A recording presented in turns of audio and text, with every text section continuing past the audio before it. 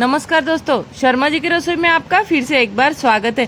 गणगौर माता को विदा करते समय दी जाने वाली मिठाइयों का वीडियो लेकर आई हूँ मैं आज आपके लिए। तो अब ये सेकंड पार्ट है। तो देखिए, हमने इस टाइप के भी गुणा फल बना लिए हैं। गुणे भी कहा जाता है इन्हें, फल भी कहा जाता है।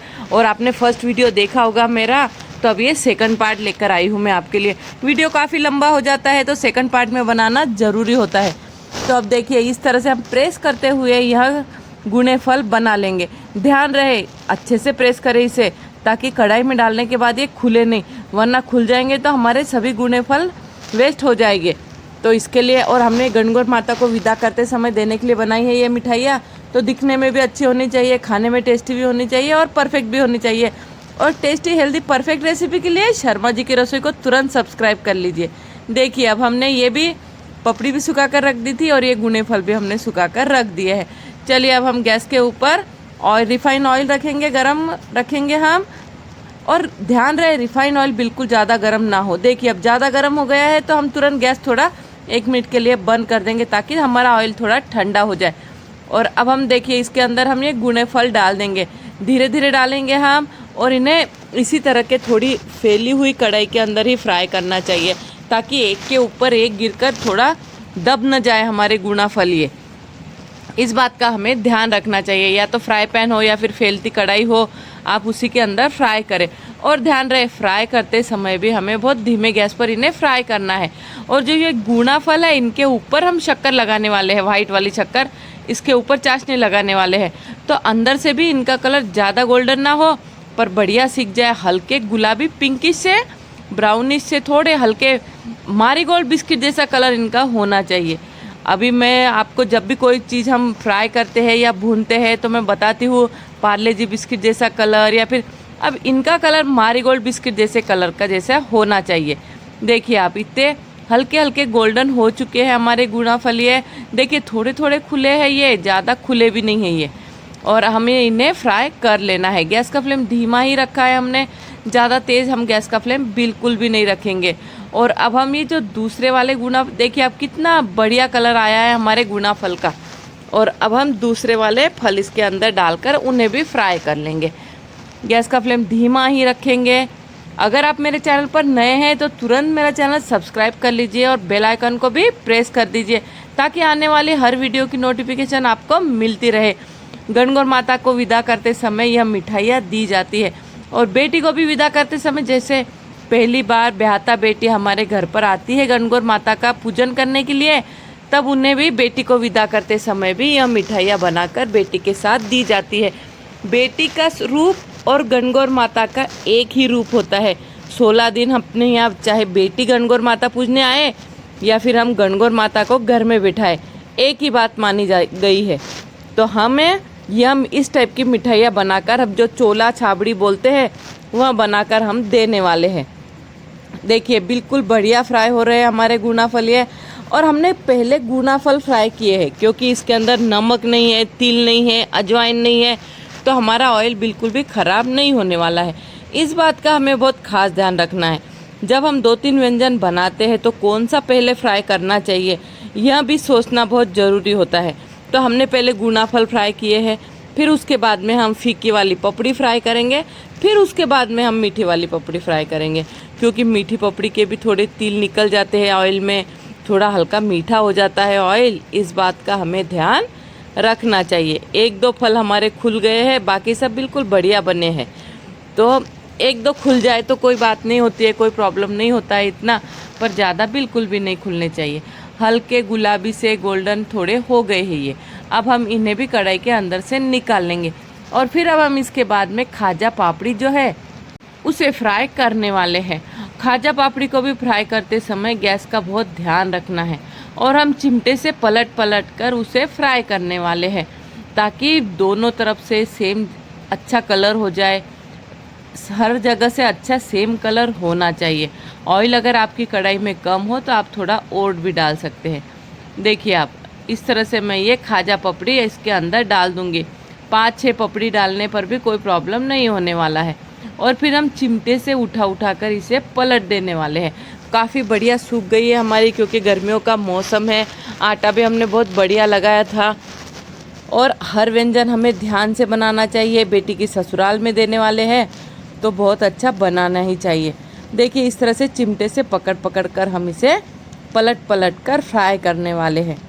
और इन्हें भी हम ज़्यादा गोल्डन बिल्कुल नहीं करने वाले हैं। जिस तरह से गुणा फल का कलर है उससे भी थोड़ा वाइट ही रखने वाले हैं हम इसका कलर, क्योंकि पतली है हमारी पपड़ी है। गुणा फल की पपड़ी थोड़ी मोटी थी, इसके लिए हमने उसे थोड़ा फ्राई किया है। यह पपड़ी काफ़ी पतली है, खस्ता है, क्योंकि हमने जो राउंड बनाकर इसे काटा था लोहिया, उसकी वजह से यह बहुत ज़्यादा खस्ता बनने वाली है। और अब यह पपड़ियाँ भी फ्राई हो चुकी है तो हम इन्हें भी अच्छे से कढ़ाई के अंदर से निकाल लेंगे। अब इसके बाद में ही हम मीठी वाली पपड़ियाँ भी फ्राई करने वाले हैं। मीठी पपड़ियाँ भी फ्राई करने के बहुत से जो टिप्स है मैं आपको बताने वाली हूँ, आप ध्यान से देखिएगा वीडियो को। भले ही वीडियो 2 बार देखना पड़े, पर आप बहुत ज़्यादा ध्यान से देखकर परफेक्ट रेसिपी ही बनाइए। और अगर आपको बनाते समय कोई भी प्रॉब्लम हो तो मुझे कमेंट बॉक्स में ज़रूर पूछ सकते हैं आप, अगर आपको कोई भी प्रॉब्लम हो तो। अब देखिए आप बिल्कुल गैस का फ्लेम हमने धीमा ही रखा है। पहले गुणा फल फ्राई करे तब भी हमारा गैस धीमा था, अभी पपड़ियाँ फ्राई कर रहे हैं तब भी हमारा गैस धीमा ही रहने वाला है। देखिए अब कितनी बढ़िया, सबका कलर एक जैसा होना ही चाहिए। अगर आपकी एक आधी पपड़ी टूट जाए या फिर एक आधी का कलर थोड़ा अलग सा हो जाए तो हम उन्हें निकाल कर थोड़ा अलग रख देंगे, ताकि दिखने वाली सभी पपड़ियाँ हमारी बिल्कुल सेम कलर की दिखती रहे। और अब हम इसके बाद में मीठी पपड़ी को फ्राई करने वाले हैं। देखिए आप, मीठी पपड़ी के लिए भी बहुत ज़्यादा तेज़ गैस की आवश्यकता नहीं है। इन्हें भी हम चिमटे से पकड़ पकड़ कर थोड़ा पलट देने वाले हैं। बहुत ज़्यादा मोटी पपड़ियाँ भी न बनाइए, पर इन्हें थोड़ा सुखाना बहुत ज़रूरी होता है, टाँचे देना बहुत ज़रूरी होता है। टाँचे अगर हम नहीं देंगे तो हमारी चपाती के जैसी या पूड़ियाँ फूल जाने वाली है, जो कि खाने में बिल्कुल भी अच्छी नहीं लगती है फिर वो। इसके लिए हमें एक बात का और ध्यान रखना है, इन्हें गैस के ऊपर से हम जब कढ़ाई के अंदर से निकाल लेते हैं फिर भी इनका कलर थोड़ा डार्क हो जाता है। इस बात का हमें खास ध्यान रखना चाहिए। और जब ये पपड़ियाँ गरम गरम हो तभी हमें इन्हें निकाल कर सीधा बिल्कुल फ्लैट साइड में इन्हें रख देना चाहिए। अगर हम इसी तरह से, अगर झारे में जिस तरह से निकाली थी उसी तरह से रख देंगे तो यह टेढ़ी हो जाने वाली है। तो इस बात का भी हमें बहुत ध्यान रखना है। हम इसके थाल के अंदर जब इन्हें डालेंगे तो एक एक करके इस तरह से सीधी रख देंगे इन्हें, ताकि ये सीधी रहे तो इसी तरह से कड़क हो जाए। वरना अगर टेढ़ी मेढ़ी हो जाएगी तो उसी तरह से सेट हो जाएगी। ये टेढ़ी मेढ़ी सेट हो जाने वाली है ये पपड़ियाँ। इस बात का हमें खास ध्यान रखना चाहिए, क्योंकि हम बेटी की ससुराल में देने वाले हैं। ये इन बातों का, छोटी छोटी बातों का ध्यान रखना चाहिए। देखिए अब ये गुणा फल भी हमारे फ्राई होकर तैयार हो गए हैं, पपड़ियाँ भी हमारी फ्राई हो गई है। देखिए कितने बढ़िया। और इन्हें ठंडा होने देना ज़रूरी है। 3 घंटे के लिए भले ही छोड़ दे आप। देखिए कितने खस्ता भी बने हैं ये। 3 घंटे के लिए छोड़ दीजिए भले ही से। देखिए पपड़ियाँ भी कितनी बढ़िया फ्राई होकर तैयार हो गई है। खस्ता पपड़ियाँ बनी है, पतली पपड़ियाँ बनी है। और अब हम इसके ऊपर शक्कर चढ़ाएंगे। अब ध्यान रहे, आधा किलो एक पाव 250 ग्राम हमारी मैदा थी, तो हमने शक्कर भी 250 ग्राम ले ली है। और 125 ml हमने पानी डाला है। जितनी शक्कर थी उससे आधा हमें पानी डालना चाहिए। तो जितना मैदा था उतनी हमें शक्कर लेना है। 250 ग्राम हमारा मैदा था तो 250 ग्राम में हमने शक्कर ले ली है। लगातार चलाते हुए हमने बहुत गैस का फ्लेम धीमा रखा है और लगातार चलाते हुए हमने इस चाशनी को चला है लगातार, क्योंकि पानी काफ़ी कम डाला है हमने और इसे अच्छे से मेल्ट होना चाहिए। देखिए अब कैसी चाशनी है हमारी। बहुत ज़्यादा गाढ़ी चाशनी बिल्कुल भी नहीं है हमारी। हमें अब इसे चाशनी लगाते समय बहुत ध्यान से लगाना है। बस 2 ही चम्मच चाशनी डालेंगे हम और इसे फिर से गैस पर रख देंगे हम। और अब इस तरह का पलटा ही लेना चाहिए हमें, और कोई चम्मच इसके अंदर बिल्कुल भी ना ले। और अब हल्के हल्के हाथों से जो भी चाशनी है इसे हम इस तरह से मिक्स करते रहेंगे, ताकि शक्कर की बाइंडिंग हो जाए। और अंदर हमने थोड़ी सॉफ्ट चाशनी डाली है, ताकि अंदर से हमारे ये गुणा फल थोड़े सॉफ्ट ही रहे। और अब ऊपर से हम इससे थोड़ी हार्ड चाशनी डालेंगे। और फिर लास्ट में तो हम बहुत गाढ़ी चाशनी डालने वाले हैं। देखिए अब थोड़ी गाढ़ी हो गई है, तो अब 2 चम्मच फिर से हम चाशनी इसके अंदर डाल देंगे, ताकि शक्कर की बाइंडिंग हो जाए। फिर से हमने चाशनी को गैस के ऊपर रख दिया है। पेठे को भी इसी तरह से चाशनी लगाई जाती है। बहुत तुरंत यह वाइट होकर एक एक फल हमारा ये खिल जाने वाला है। देखना आप, बिल्कुल भी नहीं चिपकने वाले हैं ये, और अगर चिपक भी गए तो तुरंत निकल जाने वाले हैं। और इसी तरह से थोड़ा हल्का हल्का हम इसे चलाते रहना है। भले गैस का फ्लेम देखिए, अब गैस के फ्लेम के ऊपर हमने फिर से चाशनी रख दी थी। बहुत गाढ़ी हो चुकी है, पर हम इससे भी गाढ़ी अभी और करने वाले हैं इसे। काफ़ी गाढ़ी, देखिए आप कितनी गाढ़ी चाशनी बना ली है हमने ये। और अब हम चम्मच से इसे एक एक कर कर हर एक पर डालेंगे। ये जो गुना फल है इनके ऊपर हल्का हल्का हम सभी तरफ पुरका देने वाले हैं। पूरी चाशनी डाल देंगे हम। 1 पाव मैदा के लिए हमने 1 पाव ही शक्कर ली थी। और कड़छी से भी बिल्कुल ना चलाए इन्हें, वरना आपके गुना फल टूटने का डर होगा। इसी तरह के पलटे से ही हम इन्हें चलाएं। बर्तन भी थोड़ा बड़ा लेना चाहिए ताकि अच्छे से ये मिक्स हो सके। देखिए अब थोड़ी थोड़ी शक्कर के अंदर हमारे बाइंडिंग हो रही है। पहले 2 जब चाशनियाँ डाली थी हमने, थोड़ी बहुत तो अगर गलत भी हुई तो कोई प्रॉब्लम नहीं होने वाला है, पर ये लास्ट वाली जो चाशनी है इसे बहुत ध्यान से हमें इतनी गाढ़ी होने के बाद ही हमें इनसे डालना है, क्योंकि यह जो शक्कर गाढ़ी चाशनी हमने डाली है यही जो पहले वाली चाशनी है उसको बाइंडिंग देने वाली है। और अगर आपको मुझसे किसी भी रेसिपी की उम्मीद है तो आप मुझे तुरंत बताइएगा, मैं ज़रूर कोशिश करूँगी रेसिपी नई बनाने की।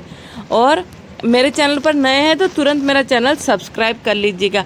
राजस्थान में बहुत ही बड़ा त्यौहार माना जाता है, ये गणगौर का अवसर आया है और गणगौर के अवसर पर हमने यह मिठाइयाँ बनाई हैं।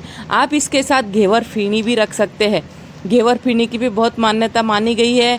और इसके साथ में हम बाज़ार से लाकर या फिर अगर आपको बनाना आता हो, वैसे तो घेवर फीनी बनाना बहुत मुश्किल होता है, सभी को बनाना नहीं आता है, तो इस मिठाइयों के साथ में घेवर फीनी भी साथ में दी जाती है। देखिए अब अलग अलग एक एक हमारे ये गुना फल बिल्कुल खिल गए हैं। मैंने बिल्कुल वीडियो को स्किप नहीं किया था, मैंने पूरा आपको जैसा था वैसा ही बताया है। अब हमने ये एक डेकोरेट की हुई छाबड़ा ले लिया है, मतलब टोकरी ली है जिसे डेकोरेशन ऑलरेडी करके रखा है हमने। और अब हम इसके अंदर यह सब सामग्री मिठाइयाँ रख देंगे। अब ध्यान रहे, मीठी पपड़ी जो है यह थोड़ी सख्त है तो हमें इसे नीचे रखना चाहिए।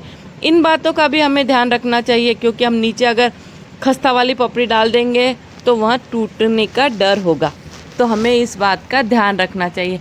राउंड करके हमने पूरी एक लेयर इस मीठी पपड़ी की लगा दी है। और अब हम ऊपर आधी साइड में हम ये वाइट वाली पपड़ी लगाएंगे और आधी साइड में हम गुना फल लगाएंगे। नीचे मीठी पपड़ी रहेगी तो मीठी पपड़ी का कोई भी नुकसान नहीं होने वाला है। देखिए आप कितनी बढ़िया बनकर तैयार हुई है हमारी ये पपड़ियाँ। और अब हम इसके ऊपर फीकी वाली पपड़ियाँ भी रख देंगे।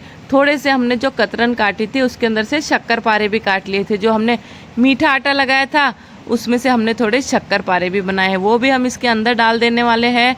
और इसके ऊपर इस टोकरी के ऊपर एक साड़ी भी रखी जाती है, जिसके अंदर सभी सामग्री जो सुहागन की सामग्री होती है वह श्रृंगार की सामग्री रखी जाती है।